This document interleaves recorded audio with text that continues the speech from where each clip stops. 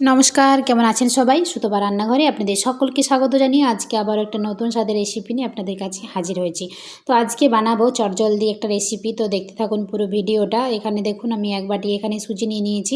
আজকে বানাবো সুজি দিয়ে 1 টাকার নিখুঁতি। তো চলুন কীভাবে বানাচ্ছি পুরো ভিডিওটা দেখার জন্য আপনাদের কাছে অনুরোধ রইল। আর আমার ভিডিওটা যদি আপনাদের ভালো লাগে তো অবশ্যই একটা লাইক, কমেন্ট, শেয়ার করবেন, সাবস্ক্রাইব করতে কিন্তু ভুলবেন না। তো আমি এখানে 1 বাটি সুজি নিয়েছি। কাঁচা গন্ধটা গেলেই হলো, অল্প বেশিক্ষণ একটু ভাজার কোনো দরকার নেই। ভেজে নেব, একটু খুব নাড়াচাড়া করে বেশিক্ষণ ভেজে ভাজার নেব। দরকার নেই। তো এখানে আমি 1 বাটি সুজি নিয়েছি, তো আমি এখানে 2 বাটি দুধ নিয়ে নেব। যতটা সুজি নেবেন তার ডবল কিন্তু দুধ লাগবে, না হলে কিন্তু এই নিখুঁতিটা ভালো লাগবে না। আমরা তো অনেকবার এরকম বানিয়েছি ছানা দিয়ে, তো এবার বানাবো সুজি দিয়ে। তো পুরো ভিডিওটা দেখুন কি সুন্দর হয়েছে রেসিপিটা। অবশ্যই একবার বাড়িতে বানাবেন যারা এই রেসিপিটা এখনও বাড়িতে বানাননি। তো দেখুন আমি এখানে 1 বাটি দুধ দিয়ে দিচ্ছি প্রথমে, তারপরে আর 1 বাটি দিয়ে দেবো। যতটা সুজি নেবেন ততটা কিন্তু দুধ দিতে হবে, না হলে কিন্তু লো ফ্লেমে কিন্তু রান্না ভালো হবে না, না হলে কিন্তু ভিডিওটা ভালোভাবে বানানো যাবে না। ধীরে ধীরে এটাকে বানাতে হবে, সময় সাপেক্ষ, কিন্তু খেতে খুব সুন্দর হয়। তাই বাড়িতে যারা এখনও বানাননি ঝটপট বানিয়ে ফেলুন এই রেসিপিটা। তো দেখুন আমি ধীরে ধীরে এটাকে রান্না করে নেব। গ্যাসের ফ্লেমে এই সময় একেবারে লো থেকে রেখেছিলাম। তো দেখুন ভালোভাবে দুধের সঙ্গে সুজিটাকে মিশিয়ে নিচ্ছি। অল্প একটু নাড়াচাড়া করে ভালোভাবে, যাতে দোলা না পেকে যায়, তো সেই জন্য ভালোভাবে নাড়াচাড়া করে এটাকে মিশিয়ে নিচ্ছি দুধের সাথে। তো আমি এখানে 2 বাটি দুধ দিয়ে দিয়েছি। আপনারা এরকমভাবে একবার বানিয়ে দেখুন। তো দেখুন এবার থকথকে ভাব চলে আসবে, তারপর একটা ডোয়ের মতো হয়ে যাবে। তো বানানোও খুব সহজ আর খেতেও খুব সুন্দর হয়। তো ঝটপট আপনারা বানিয়ে ফেলুন এই রেসিপিটা। তো দেখুন সুজি দুধ ভালোভাবে মিশিয়ে নিচ্ছি, অল্প একটু নাড়াচাড়া করে একেবারে লো ফ্লেমে এটাকে রান্না করছি। একটা থকথকে ভাব চলে এসেছে, আর কিছুক্ষণ রান্না করে নিলেই কিন্তু একটা ডোয়ের মতো হয়ে যাবে। এটা 5-7 মিনিটের মতো ভালোভাবে এটাকে রান্না করে নিয়েছি। দেখুন নাড়াচাড়া করে এটা ডোয়ের মতো হয়ে যাবে।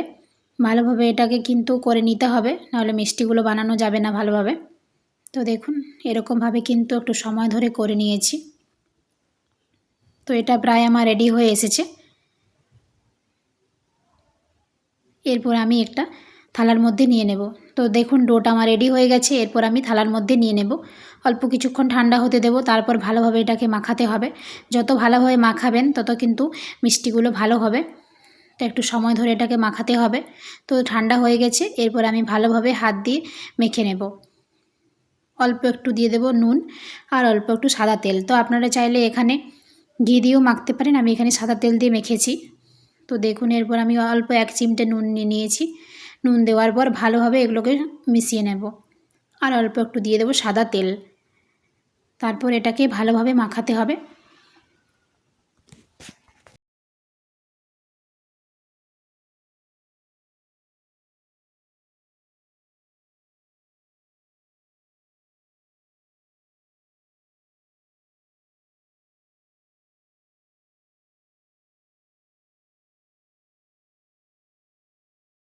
তো ভালোভাবে মেখে নিয়েছি। তো দেখুন একটা ডো বানিয়ে নিয়েছি। এরপর লেচিগুলোকে ছোট ছোট করে কাটতে হবে।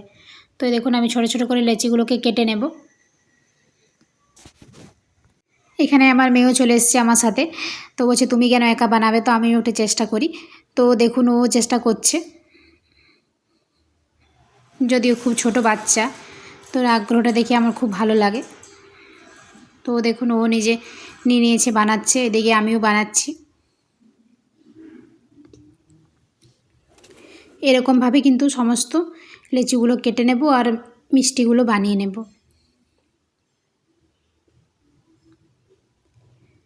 সমস্ত মিষ্টিগুলো আমার বানানো হয়ে গেছে। তো দেখুন এরকমভাবে সমস্ত মিষ্টিগুলো আপনারা বানিয়ে নেবেন।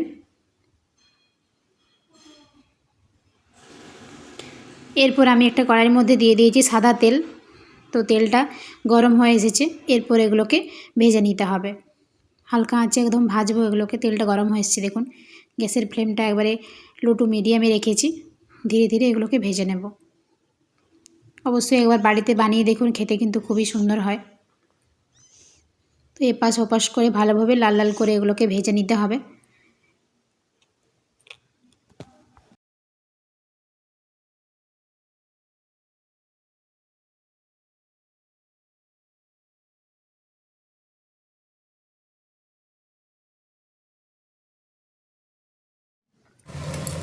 তো দেখুন লাল লাল করে ভাজা হয়ে গেছে। এরপর এগুলোকে তুলে নেব।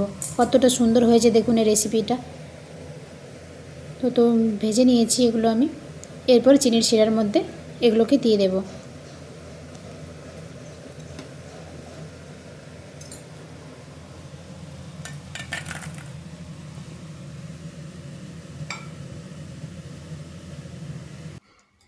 তো আধ ঘন্টা আমি এগুলোকে ভিজে রেখেছিলাম। তো দেখুন কতটা সুন্দর হয়েছে, আপনারা ঝটপট বানিয়ে ফেলুন এই দুর্দান্ত রেসিপিটা।